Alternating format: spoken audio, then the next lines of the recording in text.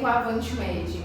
Hoje, dando sequência à Semana do Dia das Mães, nossas convidadas para o podcast hoje é a Alessandra, nossa enfermeira, e a Luana, nossa psicóloga. Hoje a gente vai falar sobre mães de bebê arco-íris. Para a gente começar, o que seria um bebê arco-íris? Então, a expressão mãe de bebê arco-íris sugere uma mãe que teve uma perda gestacional. Isso, gente, independente da idade gestacional. Eu acho que é o que a gente bem quer trazer aqui hoje, né, Lu? A gente não quer dimensionar a dor da mãe pela idade gestacional dela, nem diminuir ela, né? Porque hoje a gente quer falar dessa mãe, que também é uma mãe, né? Então é isso, é uma mãe que tem uma nova gestação após uma perda gestacional, igual aqui, Helena. E a questão do arco-íris é porque quando a gente tem uma perda gestacional, a gente sente que a gente está no meio de uma tempestade. E o bebê que vem depois dessa tempestade, quando a mãe consegue de fato ter esse bebê nos braços, bem, saudável, ele vem como um arco-íris, né? Que traz cor, traz luz depois dessa tempestade. E vocês duas foram escolhidas porque realmente vocês passaram por esse momento, né? Como que foi esse momento? Foi no início da gestação? Foi durante a gestação? Como que foi? Em qual período isso aconteceu com vocês? Então, eu tive essa perda, eu tinha 7 semanas e meia de gestação, então eu estava bem no inicinho assim mesmo. Na verdade, quando eu descobri que estava grávida, eu já havia perdido, né? Só que eu não sabia, né? Então começou todos os sintomas, uma gravidez planejada, muito esperada, muito desejada, apesar dos medos que eu tinha, né? Mas eu descobri essa gestação num sábado e na terça-feira após eu tive a minha primeira consulta de pré-natal aqui com o Dr. Marconi e, né, cheguei aquele momento, né, vamos ouvir o coraçãozinho, vamos ver se, né, como que tá o bebê. E aí, aquela expectativa toda, eu não estava preparada para ouvir que meu bebê não tinha batimento cardíaco. E quando eu escutei isso, eu lembro que no dia eu fui sozinha, né, a consulta, eu entrei realmente em desespero, né, eu fiquei assim muito mal, chorei muito mesmo. Acredito que você se lembra, né, de ouvir o meu desespero na sala. E assim, eu acho que foi uma notícia assim que me desolou, né? Eu acho que nenhuma mãe, quando descobre que está grávida, espera, né? Pelo menos eu, mãe de primeira viagem, né? Hoje eu já entendo que isso é mais comum, né? Do que parece. Mas a gente não espera ouvir que nosso filho não está ali, né? Vivo. Ô Lu, mas eu acho até quando a gente já conhece esse cenário, no meu caso, por exemplo, eu já estou na maternidade há 11 anos trabalhando, eu já sei que esse cenário é mais frequente do que, né, a gente imagina, perdas gestacionais está mais perto da gente do que a gente imagina, nenhuma mãe espera ter uma perda gestacional, né? No meu caso, eu comecei a tentar engravidar no início do ano passado, eu tirei de uma gestação planejada, esperada. E você não é mãe a partir do momento que você escuta o coração batendo do seu filho. Você é mãe na hora que você pega o teste. E o sofrimento ele vem antes para quem está tentando, né? Cada teste negativo que você faz, aquela ansiedade vai aumentando e 1 milhão de sentimentos. Será que vai dar certo? Será, meu Deus, será que eu ainda consigo ser mãe, né? Então, quando você de fato pega aquele teste positivo e assim, seu mundo fica repleto de emoção e você descobre que não, aquele filho que você tanto queria não vai vir, eu acho que não tem como você se preparar para esse momento, né? Então, assim, é uma frustração sem igual. Eu acho que ainda mais vai além, porque você não se frustra sozinha. Tem aquele sentimento que toda mãe, que eu acho que a gente tem, tô frustrando tanto de gente comigo, porque atrás do seu desejo, às vezes, de ser mãe, tem o desejo do pai, tem o desejo do avô, tem o desejo dos irmãos que estão esperando. Então você vai para casa com todo mundo ali, né? Querendo contar uma história e chega com outra, é uma sensação potente demais para nós mães, né? É um luto, né? Sim, muitas vezes apagado, na grande maioria das vezes. Porque quando você tem um luto de uma pessoa que todo mundo conheceu, parece que todo mundo divide com você aquela dor. É válido, né? É válido. Quando o luto é só seu, e ainda mais quando a gente fala em idades gestacionais tão prematuras, parece que você vive aquele momento ali muito sozinho e por vezes ninguém entende por que a gente está sofrendo tanto por um bebê que a gente nem conheceu. E quando a gente fala desse luto, é entender que o luto é qualquer perda. Então não é só a perda do bebê, é a perda de um sonho, de um planejamento, de uma expectativa, de uma espera, né? Então a gente perde muita coisa ali. E a sensação, às vezes, assim, pelo menos eu senti muito isso, de culpa, né? Eu me lembro que a primeira pergunta que eu fiz pro Dr. Marconi foi: o que eu fiz de errado? Foi a primeira coisa que eu perguntei pra ele: o que eu fiz de errado? Aí eu fiquei pensando no que eu comi, no que eu bebi, no poderia ter feito, no meu intestino que estava preso, enfim, várias coisas. E aí que eu fui entender o quanto isso é comum, né? Não é uma coisa que é falado geralmente assim nos pré-natais, do quanto isso é comum, porque não é necessário falar quando não acontece. Mas depois que aconteceu, ele explicou o quanto isso é natural, o quanto, né, de mulheres que passam por isso, e é o que você falou. É uma coisa que é tão comum de acontecer e tão pouco, né, apontado, falado e, né, validado essa dor. O que ajudou vocês a passar por esse momento?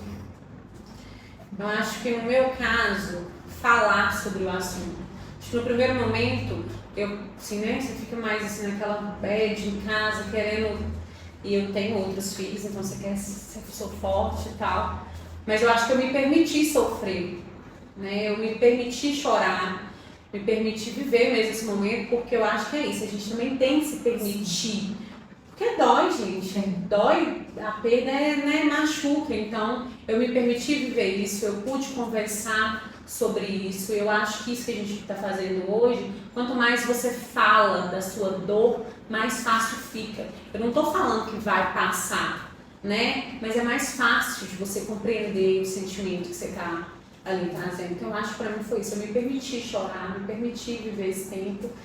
E aí passa mais fácil. Pra mim foi uma coisa engraçada na hora que você falou assim, né? Como que foi isso pra você? Como foi passar? Primeiro momento, assim, eu cheguei em casa, né, como eu falei, eu tava sozinha aqui e tudo, o doutor Marconi ligou pro Lucas, o Lucas veio, me buscou, a gente foi pra casa e eu só queria ficar deitada, como você falou, né, a questão da gente ficar ali desolada, tinha acabado de receber uma notícia, queria ficar em casa e tudo, e o Lucas também ficou muito mal, só que ele falou assim: vamos dar uma volta, vamos caminhar um pouco e tudo, eu não tô aguentando ficar aqui, eu não queria ir, mas eu também tinha que, né, entender a dor dele, que ele também tava passando por aquele momento.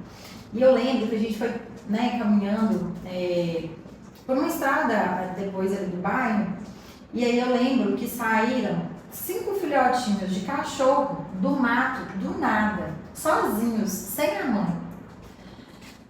E aí, quando eu vi aqueles filhotinhos, e eu assim, adoro cachorro, né? Quando eu vi aqueles filhotinhos sem mãe, eu pensei: eu tô sem meu filhote. Vou pegar um. Eu peguei os 5. Eu peguei os 5. Então, assim, ali naquele momento, eu senti assim que Deus, né, na minha fé, que Deus estava me dando a oportunidade de cuidar de algo que eu não podia cuidar mais, né? Porque ali eu não tinha mais de quem cuidar, eu precisava cuidar de mim. E foi uma forma que eu tive para cuidar de mim. Então, eu lembro que quando eu vi aquele monte de filhotinho correndo assim, o Lucas já olhou pra mim assim, porque ele sabia o que eu ia fazer. Ele sabia. Ele olhou pra mim assim, eu falei assim: eu vou pegar. E tenho certeza que se eu não estivesse passando aquele momento, talvez isso seria um problema para nós dois, mas ele deixou, ele me ajudou e tudo. E eu lembro que na época eu, né, acionei uma moça aqui em Capelinha que ajuda muito nessas questões animais e arrumei casa para todos os filhotes. Então, assim, durante esse tempo, todo dia eu saía de casa, a gente arrumou um lote onde a gente ia lá, tratava, um dia ela ia, outro dia eu ia e tudo. Né? E ali eu fui me distraindo um pouco, mas assim, entendendo o significado que aquilo ali tinha dentro do meu luto. Não era uma fuga do luto, na verdade, para mim. Mesmo porque é necessário, né, Luana? Eu acho que as mães que passam por isso, lógico, gente, cada uma vai ter um momento muito particular, mas é necessário você passar por aquele tempo, né? Nós, seres humanos, a gente é acostumado com os rituais, então eu tenho que ter um tempo ali, se for uma idade gestacional mais avançada, de desapegar das coisinhas do neném, aquele tempo tem que ser seu, e isso vai fazer com que esse momento você consiga se... né, passar por ele de uma forma... Tem que ser vivido. Tem que ser vivido, né? Tem que ser vivido.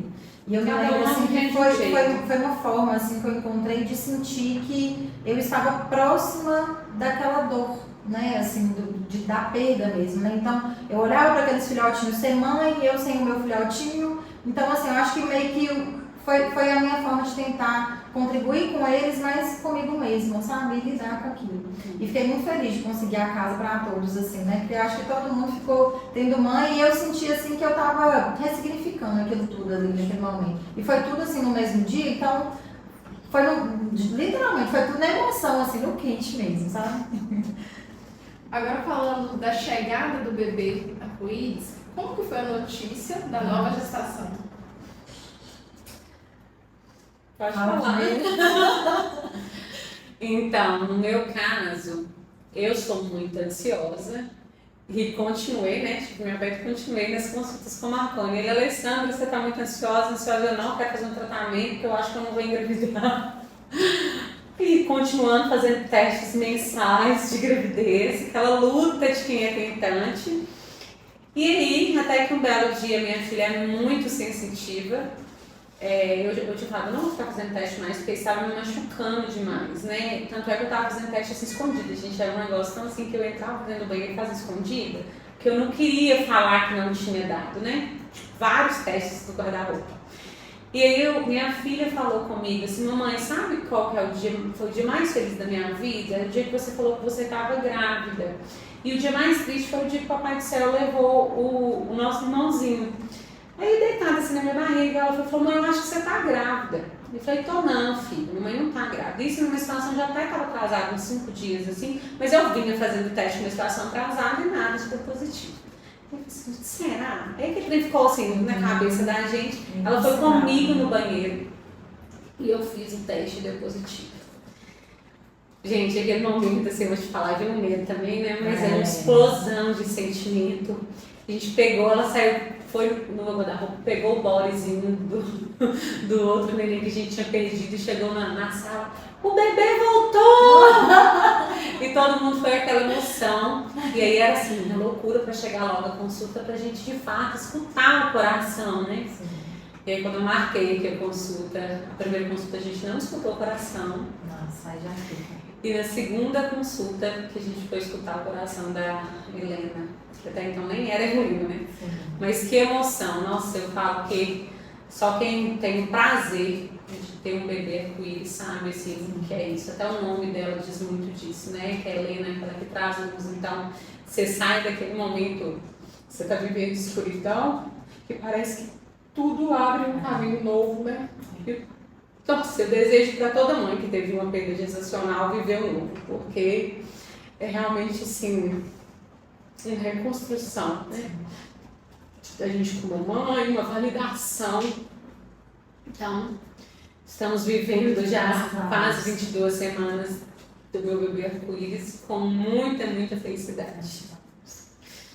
Nossa, a Liz, ela vem muito rápida, né, assim, também, porque eu lembro que eu tive de passar pelo processo de curetagem, então eu tive de esperar um tempo para tentar novamente, né, e pensei que eu teria dificuldade e tudo, né, e aí eu acho que foi na primeira já deu certo. Então, 2 meses depois da perda, eu ainda no processo de luto, que é o que você falou, né, acho que quando a gente descobre, vem uma felicidade e o medo vem junto, quase que na mesma proporção no meu caso. E eu me lembro assim que na primeira vez eu não tinha contado pra ninguém que eu estava grávida. Eu estava esperando a primeira consulta, já tinha comprado as surpresas todas, inclusive tem elas guardadas até hoje do meu primeiro, que é a lembrança que eu tenho dele. E da segunda eu já tô assim, da primeira eu não contei pra ninguém que eu tinha medo, agora eu vou sair contando pra todo mundo. E aí eu contei pra todo mundo assim, sabe? Contei primeiro pro Lucas e depois eu fui contando pras pessoas mais próximas, da minha família, a família dele. Então, assim, foi uma felicidade muito grande, mas eu acho que o medo foi algo que me acompanhou até o 6º mês de gestação. Eu também vivi bem isso. Sabe? Até os 6 meses, assim, eu ficava com muito medo de acontecer alguma coisa. Eu lembro que eu tinha, né, assim, medo às vezes até de comer alguma coisa errada, enfim. Então, assim, foi uma mistura, porque eu ainda estava naquele processo de luto, e o medo eu acho que ele fazia parte desse processo, mas eu fui tentando viver. E aí eu me lembro que no primeiro dia que eu descobri, que eu liguei aqui na Avante, o Dr. Marco não estava aqui. No dia que eu descobri, eu já queria fazer ultrassom para ouvir o coraçãozinho, não tinha como ter batimento, né? Não tinha como ouvir. Mas é aquela adrenalina, né? E aí eu me lembro que a Larissa conseguiu uma consulta com o Dr. Oswaldo pra mim. O Dr. Oswaldo saiu de onde eu tava, foi lá, fez e tudo. E assim, eu acho que ele viu que eu tava muito ansiosa, e tipo assim, né? Como que ela tá querendo ouvir um coração tipo, já agora, né? E aí eu não ouvi o coração e tudo, e eu ficava perguntando, esse doutor, será que tá bem? E aí teve uma coisa que ele falou comigo na hora, que eu acho que me fez assim, calma, né? Eu tô muito ansiosa. Ele virou pra mim e falou assim, você tem fé? Ele falou assim comigo, você tem fé? Aí na hora que ele falou isso, eu falei assim, realmente, assim, porque não tá no meu controle, né? Não tá no controle da gente, nada quase da vida, nem da gente, nem principalmente de uma gestação. Então, a partir dali, na hora que ele me fez essa pergunta, você tem fé? Eu comecei a rezar, sempre na minha barriga, né? Rezei a gestação o tempo todo, na minha barriga todos os dias, eu tinha um ritual mesmo, e tenho esse ritual até hoje, depois que a Alice nasceu. Né, de rezar todos os dias, tanto de manhã quanto à noite, com ela, né? Então eu fui rezando na minha barriga durante a gestação toda e faço isso até hoje e vou fazer pro resto da minha vida com ela, esse ritual, porque funciona, né? Oração de mãe funciona demais. Né? Deus é muito grande. E vocês gostariam de deixar uma mensagem para as mães que estão passando por esse momento ou já passaram, né? Estão pensando na possibilidade de tentar novamente engravidar? Se puderem deixar uma mensagem para elas. Eu acho assim, para as mães que estão vivendo o luto, né? Tenham paciência com vocês mesmos, mas se dê esse tempo de chorar, né? De se perguntar o porquê, que é normal, é natural, né? E espere seu tempo e não tenham medo de tentar de novo se essa for sua vontade, né? Tenha muita fé, como a Lana falou, eu acho que isso é sobrenatural, né? Coloque tudo nas mãos de Deus primeiro. Se for da vontade dele, com certeza vai chegar a sua hora também. Com certeza. Eu acredito que não é a gente que escolhe ter um filho, é o filho que escolhe a gente. Eu acredito muito nisso.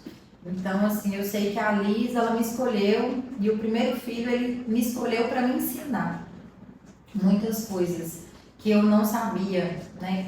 Como, por exemplo, que eu queria ser mãe. Depois que eu perdi, que eu descobri que eu queria ser mãe.